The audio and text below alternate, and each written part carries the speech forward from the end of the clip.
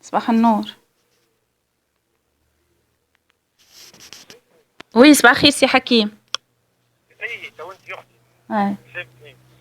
والله يا سي حكيم انا مستغربه كيفاش تطلع في لي ميديا وتقعد تكذب لي في كلامي، يعني والله العظيم مستغربه، مش نورمال هكا راهو. لا لا ها لا لا كيفاه يا سي حكيم ما يجيش راهو والله. حنان اسمعني لا لا لا يا حنان يا حنان، احنا حكينا في البدايه اي واتفقنا نلعب الواحده وقلت لك حوايج خليهم. والله انا في بالي على ديتاي اخرين على قراءتك فما دير مارك القانون الماليه، ما في باليش على الحكايه هذه راهو. ودو بليس ما فيها شيء يا سي حكيم هذيا راهو. يا حنان يا حنان لا اسمعني يا حنان، تو انا الراجل حكيت معاه قلت لك يا حنان اللي حكيته مع الزوم خليك ليك. اي قلت لك اللي حكيته مع الزوم يا حنان خليك ليك. اي اللي حكيته مع الزوم خليه لك انت. انا والله في بالي على الرمارك نتاعك القانون الماليه، ما في باليش على الحكايه هذه. لا يا حنان خاطر الخبر يا سي حكيم ما في شيء انه هو استدعاك وقال لك يا اخي هم كلهم يقولوا استدعانا وقال لنا راه باش نشد منصب، ما فيها شيء ظهر لي هذه. لا يا حنان يا حنان شوف المبدا اول انا ما بحبش نحكي حوايج شخص في اجتماع مغلق. معناها ما نقولهاش انا، معناها انسان كنت صغير ومسؤول اكسترا، ما نقولش حوايج انا قلت لك محبه باستحباب انت اختي قلت لك راه فهمني وقال لي هيك قلت لك برك يا حنان اللي صار بيني وبين زوجي خليه لي هذاك هيك فهمتني خليه بيني وبيني.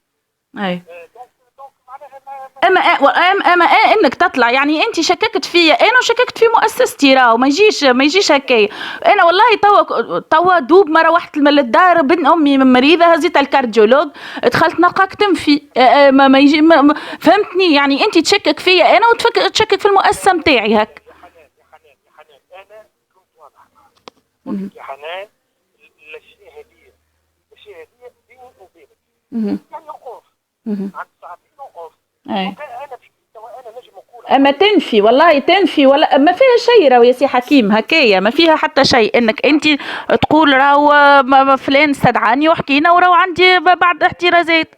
لا يا حنان الحوايج اللي نقولها انا بيني وبين رئيس حكومه في اجتماع مغلق عمرها ما نقولهاش اخلاقيا ما تقالش. اخلاقيا ما نجمش نعمل عليها تقرير واحد صحفي. ما نجمش نعمل عليها واحد صحفي يا حنان شنو؟ انا قلت لك هذه بيني وبينك يعني من الناحيه الاخلاقيه مساله هامه، من الناحيه الاخلاقيه ما نجمش حوايج صارت في اجتماع مغلق بيني وبين الراجل معناها تخرج في تقرير صحفي. به نجم تقول وقد علمنا ما تقولش انا قلت لك. به يا سي حكيم. علمنا انه والحاجه الثانيه يا حنان انا ما قلت لك ال 12 مليار دولار 12 مليار دينار على قناه